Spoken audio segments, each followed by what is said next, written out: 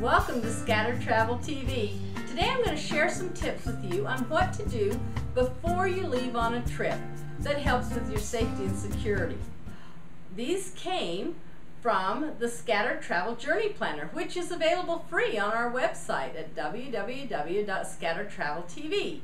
Come and see, there's more of them than I'm going to show you here. This is just a quick, a few of the ones that I thought were important. You know, when you go on a vacation, there's some things that just you need to do.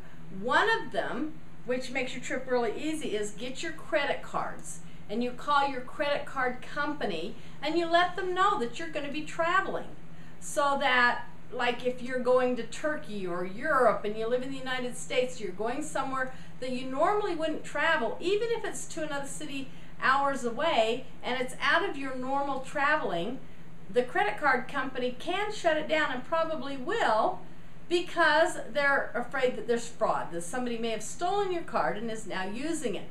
So if you will call them ahead of time and say, I am traveling, I'm going to be in Turkey, or I'm going to be in New York, and I will be here from this date to this date, please know that I'm traveling there, then you won't have that happen. If you're traveling and you haven't done that and your credit card gets shut down, know to call them. Don't get upset. Call them and say, I really am trying to make this purchase, and will you please allow it to go through? Because they just want to know that no one's stolen your card. That's how they prevent that kind of fraud.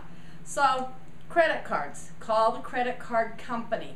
The other thing is that if you're traveling as a couple, then each of you take one of the credit cards. Don't both carry the same credit card, so that if one gets stolen, you still have one to use. Otherwise, if you're both carrying the same credit card and they get stolen, one person gets it stolen, now you've got to call and cancel them, and guess what? Now you have no credit cards to use on your trip. So split up your credit cards so that you have that same thing with your cash. The other thing is, you know, you've got all these other lovely little cards. These are all the ones that just came out of my wallet, just a ton of them. You know, like I've got a gift card, and I've got a restaurant card, and I've got a discount card, and I've got, you know, all these different cards. Don't take them. They're just extra stuff in your purse, so, or wallet. So take those out and take only the necessary cards that you need with you, so that you can keep track of them, and it cuts down on the amount of stuff you have to take with you. Another thing that you're going to have is if you take a newspaper.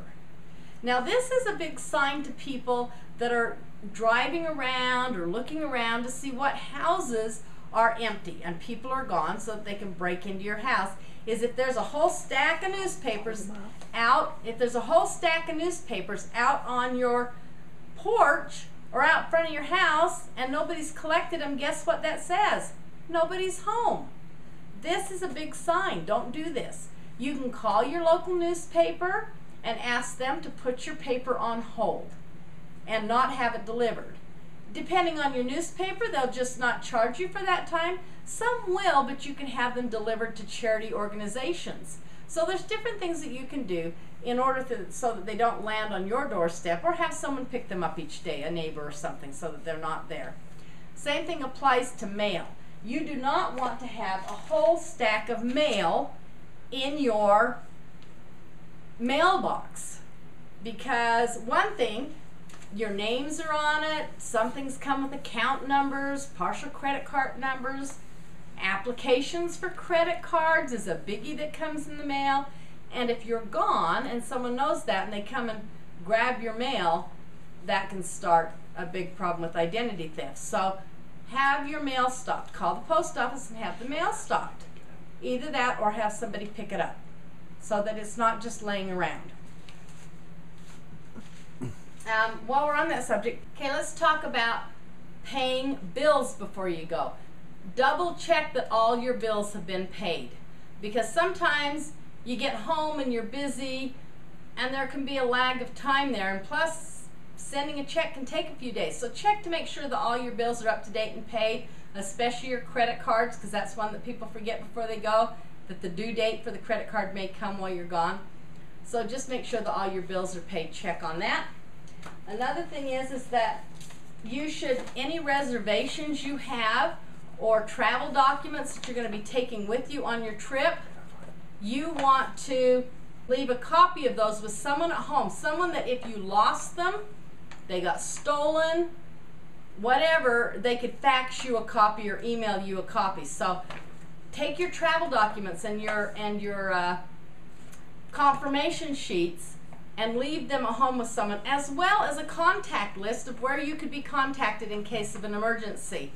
Also, if you have pets or things like children, anything like that, you need to leave a list of doctors, vets, you know, depending on whether you've got children, pets, or elderly people in your home. But make sure that there's also a list of people that can be contacted for them.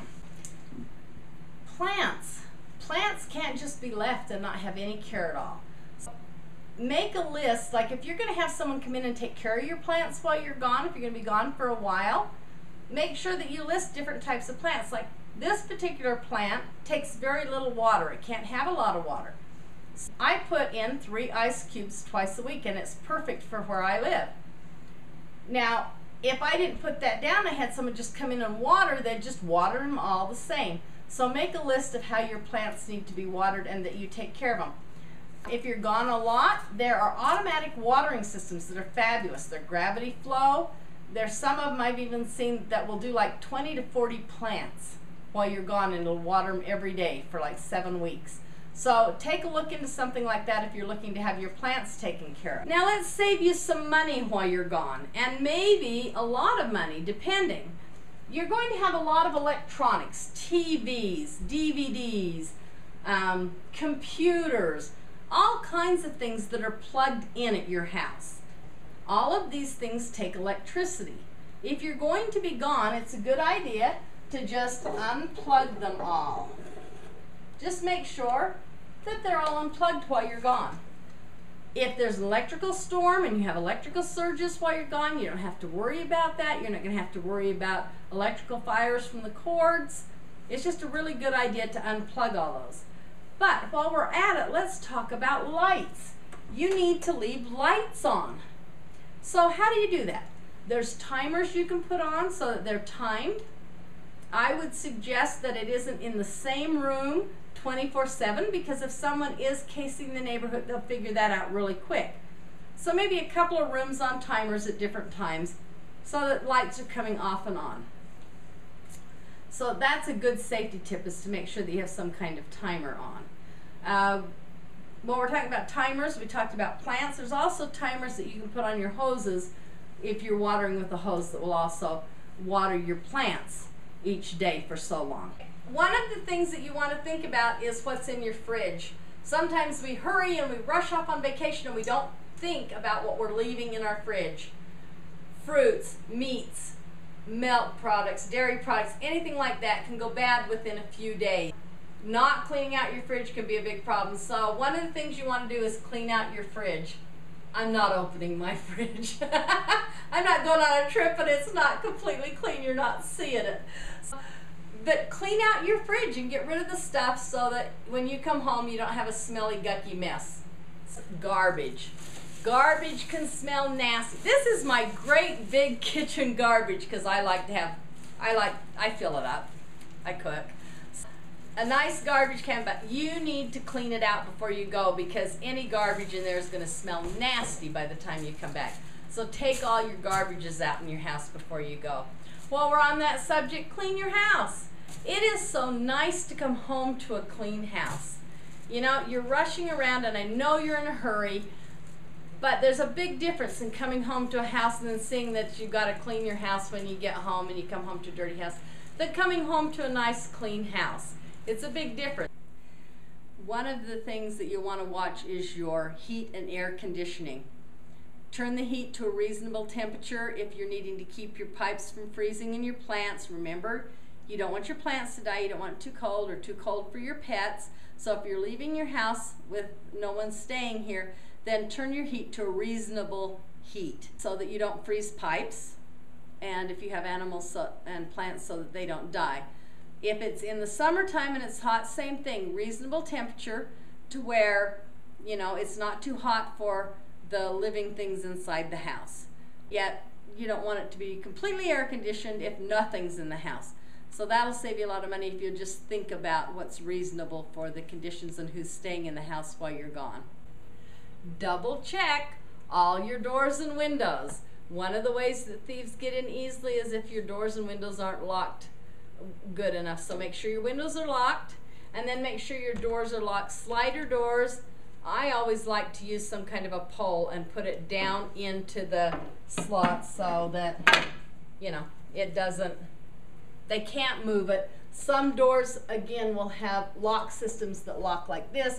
Same kind of thing. If you can get, if it locks it up, it locks it up. But just make sure that all your doors and windows are locked. If you have an alarm system, set your alarm system so that, you know, that goes off. So that's your safety on your doors and windows. This is Chi Chi. She's my baby. She's a sweetie. She's also very camera shy. She is the one who is so sad when we go on a trip. But we want to make sure that we take care of our pets when we go on a trip. So we have someone that comes in each day. Chi Chi has a thyroid problem. She has to have a pill every day, huh, Chi? Yeah. And so we have someone that comes to the house every day. Our dogs have food and water that is fed to them through a system. They're fed every day. And they also have access to a fenced backyard that has a doggy door in and out. So they have good access. But we still have someone come every day and check on them and give her her pill. We also make sure that the temperature is set at something that is comfortable for them. Another thing with your pets is that you need to leave a permission slip for them to have care from their veterinarian. Leave the information about their veterinarian, their food care, their medications, all those kind of things need to be taken care of before you leave your pet and go on a trip. If you if having someone come to your house is not an option, because there are pet sitters, there are people that take them into their home, there's people that come to your home, there's boarding places that will board your pet. Just make sure that they get the kind of care that you'd want to have when you were gone, because they're a member of the family. They think they're people too. Same thing with children. If you're going to leave children or elderly people, make sure that you leave a list of their care providers as well as a permission slip signed by you for care for them while you're gone. You can see some examples of that again in our journey planner that you can get. When you're going on a vacation, a lot of your cities, if you call the police, they have what's called a vacation home check, which means that if you call them and tell them you're going to be gone, they do drive your neighborhood and check on it so that it gives you a little bit extra security. So you might want to check and see on that. Or sometimes you have the area home patrols that take care of that. And so that's something that you can check on. The last thing we want to talk about is something that people just don't think about. And I think it's one of the biggies because it's been a real problem, and that is the internet. If you're on Facebook, if you're on Twitter, whatever social media you're on, leave your vacation plans off until you come home. Don't just go announcing to the whole world that you're going to be gone. Hey, I'm gone. I'm going to New York. I'll be gone for a week. You know, I mean, it's just like a public announcement. Don't do that. You can tell people about it when you get home. When I travel, I don't tell people I'm going. I talk about it when I come back. They can assume then I'm gone when I'm home. Keep your vacation off social media so that you're not making an announcement that your house is going to be empty. I hope that these tips help you. Preparing for a trip is almost as important as like packing your suitcase. And by the way, that is part of preparation. If you'll take your packing list and start packing ahead of time so that you're not rushing around at the last minute, you're less likely to leave things at home and have everything that you need.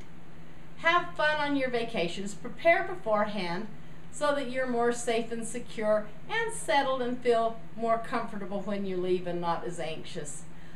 Thank you for joining us at Scatter Travel TV. I'm Debbie Gerber, and I'm awful glad that we're getting to know each other.